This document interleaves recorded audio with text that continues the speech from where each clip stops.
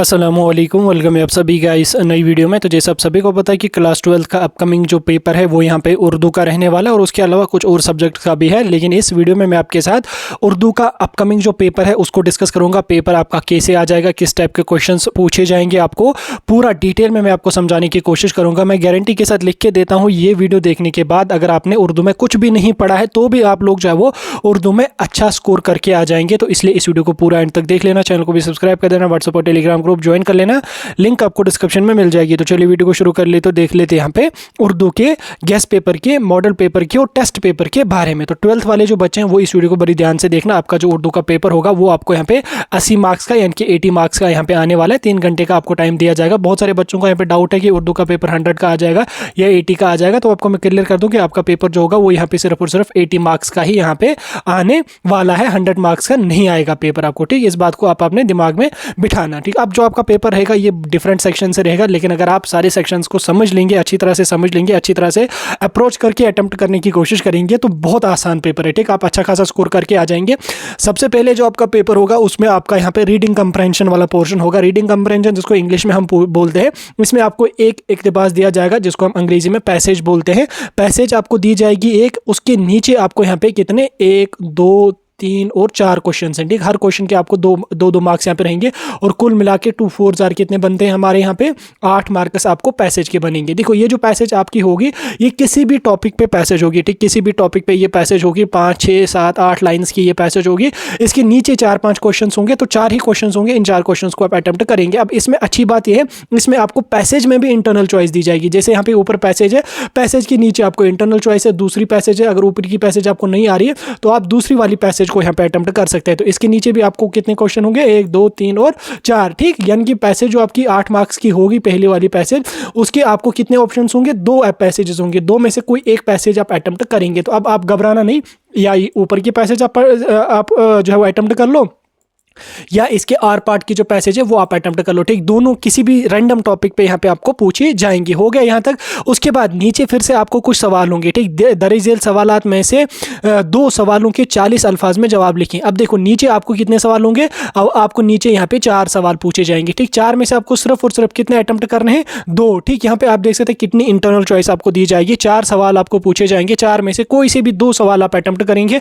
हर सवाल हर जवाब के आपको यहाँ पे 3 मार्क्स रहेंगे, ठीक। हर सवाल के 3 मार्क्स यहाँ पे रहेंगे और कुल मिला के 6 मार्क्स आपको इन 2 सवालों के यहाँ पे बनेंगे। बिल्कुल आसान है ये, बिल्कुल इजी है ये। इसमें ना ही आपका टाइम वेस्ट होगा और ना ही आपको उतना हाई लेवल का पढ़ना भी पड़ेगा। बिल्कुल इजी ये क्वेश्चंस आपको होंगे, आपके सिलेबस से ही ये क्वेश्चंस आपको दिए जाएंगे, ठीक। हो गया यहाँ तक। देन उसके बाद आप नीचे आप आके देख सकते हैं क्वेश्चन नंबर 3 क्या होगा आपका, उर्दू में अफसाना निगारी के फन या सवाना उम्री की तारीख में 50 अल्फाज पर नोट लिखो, ठीक। नोट लिखने को आपको बोला जाएगा, अफसाना पे बोला जाएगा या सवाना उम्री पे बोला जाएगा। इसमें भी आपको बाज़ाब्ता 2 पार्ट्स दिए जाएंगे, ठीक। 2 में से कोई एक आप अटेम्प्ट कर लो, ठीक। आपके सिलेबस से ही ये चीज़ें होगी। जैसे आपका अफसाना है, अफसाना मोस्ट रिपीटेड है बोर्ड का क्वेश्चन, इसके यहाँ पे सवाना अमरी पे इसका आर पार्ट यहाँ पे या कोई और भी आर पार्ट होगा, तो 2 में से कोई आप एक अटेम्प्ट करेंगे। तो इसमें भी घबराना नहीं है, 2 में से कोई एक ना एक तो आपको आसानी से फंस ही यहाँ पे जाएगा। देन उसके बाद नीचे यहाँ पे आपको जब वो नोट लिखना पड़ेगा फिर से। जैसे यहाँ पे सरसीद अहमद खान की समाजी खिदमत पर चंद या प्रेमचंद, ठीक। देखो सरसीद अहमद खान या प्रेमचंद की अदबी खिदमत पर नोट लिखो, ठीक। इसमें भी आपको जब वो नोट लिखने में भी इंटरनल चॉइस होगी, 2 होंगे।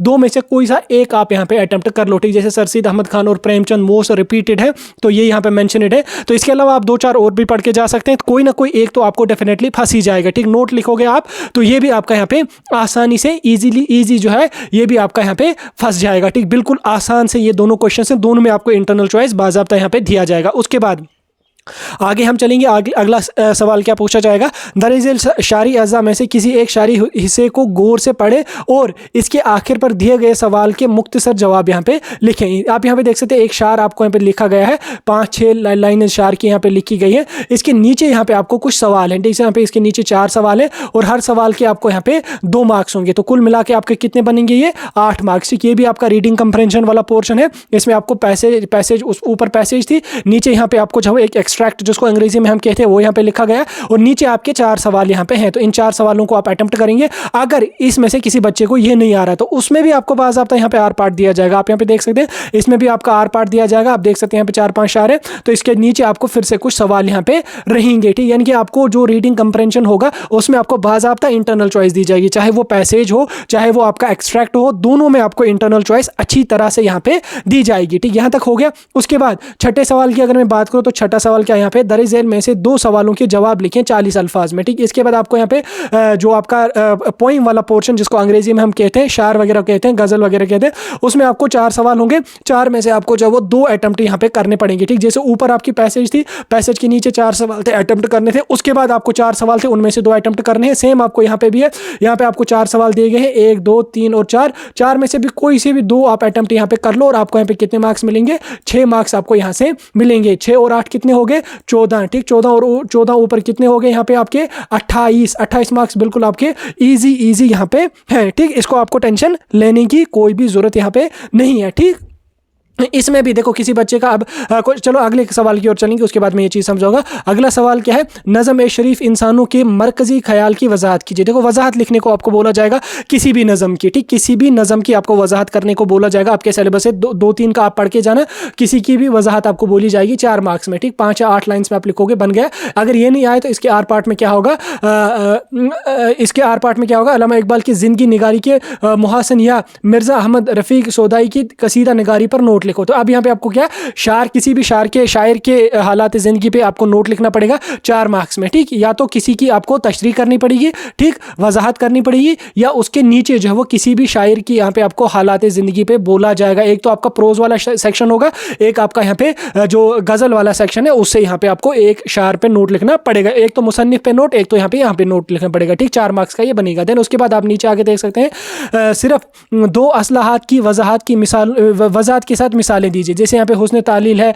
लफ़ व नशीर है, तलमिया है, तशबिया है, तो 4 होंगे। 4 में से कोई से भी 2 आप अटेम्प्ट करोगे, विद एग्जाम्पल आप लिखोगे तो कितने मार्क्स बनेंगे आपको, 4 मार्क्स, ठीक। 2 4 हैं, 4 में से कोई से भी 2 आप अटेम्प्ट करेंगे, ठीक। तो कोई इशू नहीं है, 2 तो फंसी जाएंगे, 5-6 पढ़ के जाएंगे, अब 2 तो आपको यहाँ पे ग्रामर से ईजिली फंसी जाएंगे, 4 मार्क्स आपको बनेंगे, ठीक। उसके बाद आप यहाँ पे देख सकते हैं तफसीली सवालात आपको यहाँ पे दिए गए हैं। दर झेल में से 2 सवालात की तफसीली जवाब यहाँ पे लिखियो, ठीक। 6-6 मार्क्स वाले ये क्वेश्चन होंगे, 12 मार्क्स आपको यहाँ से बनेंगे। यानी कि लॉन्ग आंसर टाइप क्वेश्चन जिनको हम कहते हैं। 4 क्वेश्चन हो गए, 4 में से आपको कोई से भी 2 अटेम्प्ट यहाँ पे करने, और 2 की कितने मार्क्स बनेंगे आपको, 12 मार्क्स आपको यहाँ से इन 2 के बन जाएंगे। बिल्कुल इजी है, 4 होंगे, 4 में से 2 अटेम्प्ट करेंगे, ठीक। अगर आपने आधा छोड़ भी दिया होगा तो 4 में से 2 तो फंस ही जाएंगे आपको, तो 12 मार्क्स आपको यहाँ से इस वाले पोर्शन, इस वाले सेक्शन से बनेंगे। देन उसके बाद अगला यहाँ पे आपको जब वो खत लिखने को बोला जाएगा, खत का आपको फॉर्मेट पता होना चाहिए। आपके हेडमास्टर के नाम पे बोला जाएगा खत, फीस माफ़ करने की, अपने वालिद को बोला जाएगा या किसी और को, दोस्त वगैरह को बोला जाएगा खत लिखने को, तो उसका फॉर्मेट आपको पता होना चाहिए। 4 मार्क्स आपको यहाँ पे बनेंगे। वकीदमत जनाब यहाँ से हमने स्टार्ट करना है, जैसे ये आपकी लाइन है, यहाँ से हमें वकीदमत जनाब हेडमास्टर साहब दिस एंड दिस। देन उसके बाद यहाँ पे एक लाइन छोड़ के नीचे यहाँ पे आपको जनाब आली, देन इसको लाइन को छोड़ के यहाँ पे देन गुजारिश की तुम नहीं है, तो उसी तरह से आप यहाँ पे लिख के आपकी नवाजिश होगी, अर्जी नियाजमंद लास्ट पे लिख के कर लोगे, इसको कंक्लूड, बन जाएंगे आपके 4 मार्क्स यहाँ पे इससे भी। देन उसके बाद आप यहाँ पे देख सकते हैं दर झेल में से किसी एक अनवान पर 100 अल्फाज का मजमून लिखो, ठीक। मजमून राइटिंग जो आपकी होगी ये कितने मार्क्स की आपको होगी, ये आपको होगी 8 मार्क्स की, ठीक। अब मजमून किस पे आ जाएगा, इसमें आपको 3 से 4 इंटरनल चॉइसेस दी जाएंगी। जैसे यहाँ पे वर्जिश सेहत के लिए जरूरी है, जंगलात से जिंदगी है, देन उसके बाद मोबाइल फोन के फायदे, ठीक। 3 में से आपको कोई सा एक यहाँ पे अटेम्प्ट करना पड़ेगा, उसके बन जाएंगे आपको कितने मार्क्स, 8 मार्क्स आपको उसके यहाँ पे बनेंगे, ठीक। तो कोई ना कोई एक तो फंस ही जाएगा, जैसे जंगलात के फायदे हैं या वर्जिश हजार नियामत है, मोबाइल के फायदे, मोबाइल के नुकसानात, इंटरनेट के फायदे, इसी तरह से आप 4-5 पढ़ के जाना, कोई एक तो आपको आसानी से यहाँ पे फंस ही जाएगा, ठीक। उसके बाद आपको यहाँ पे देख सकते हैं अगला सवाल आपका क्या होगा, अगला सवाल आपको रिपोर्ट लिखने को बोला जाएगा, ठीक। या तो रिपोर्ट आप लिखो या आप यहाँ पे जो है वो रिपोर्ट जो लिखनी होगी वो किसी अखबार को लिखनी पड़ेगी आपको, ठीक। तो रिपोर्ट राइटिंग के आपको कितने मार्क्स बनेंगे, 6 मार्क्स। रिपोर्ट लिखने का कोई स्पेसिफिक फॉर्मेट नहीं होता है, ऊपर आप टॉपिक लिखो और नीचे कहानी आप यहाँ पे लिखो, इसके भी बाज़ाब्ता आपको आर पार्ट यहाँ पे दिया जाएगा, ठीक। रिपोर्ट लिखने की तो उसमें आप यहाँ पे अखबारी रिपोर्ट जो है वो आप देख लेना कैसे लिखना होता है, उसमें तो कोई स्पेसिफिक, जैसे आपका आर्टिकल राइटिंग होता है आपने इंग्लिश के पेपर में दिया होगा, सेम एज इट इज़ वही आपको यहाँ पे भी फॉलो करना है। वहाँ पे इंग्लिश में लिखा है, यहाँ पे उर्दू में आप यहाँ पे लिखेंगे। देन उसके बाद आगे हम चलेंगे। अगला यहाँ पे क्या है, दरिजल मारूजी सवालात के लिए सही जवाब का इंतखाब कीजिए। यानी कि ये आपको ऑब्जेक्टिव टाइप क्वेश्चन यानी कि एमसीक्यू क्वेश्चंस आपको होंगे। कितने आपको होंगे एमसीक्यू क्वेश्चंस? यहाँ से आपको सिर्फ 6 एमसीक्यू क्वेश्चंस पूछे जाएंगे। 4 ऑप्शन हैं, 4 में से आपको एक ऑप्शन सिलेक्ट करना पड़ेगा और 6 के 6 मार्क्स आपको यहाँ से बनेंगे। ये बिल्कुल ईजी होगा, तो इसको आप यहाँ पे देख सकते हैं। जैसे आपका यहाँ पे क्वेश्चन इस तरीके का आ जाएगा। क्वेश्चन नंबर 1 इन्होंने यहाँ पे लिखा, आंख लगना मुहावरे का क्या मतलब है? ठीक, आंख लगना मुहावरे का क्या मतलब है? क्या मर जाना, नींद ना आना, आंख में तकलीफ होना, नींद आना। तो इसी तरह से कोई सा सवाल आप यहाँ पे इसका कोई जो जवाब इसका सही होगा वो आप इसमें अटेम्प्ट कर लेंगे। तो इस तरह से आपका यहाँ पे उर्दू का मॉडल पेपर, टेस्ट पेपर रहने वाला है। गेस्ट पेपर जो मैंने आपको सारी चीजें एक्सप्लेन करके समझाई। कोई डाउट होगा मुझे कमेंट सेक्शन में पूछ सकते हैं।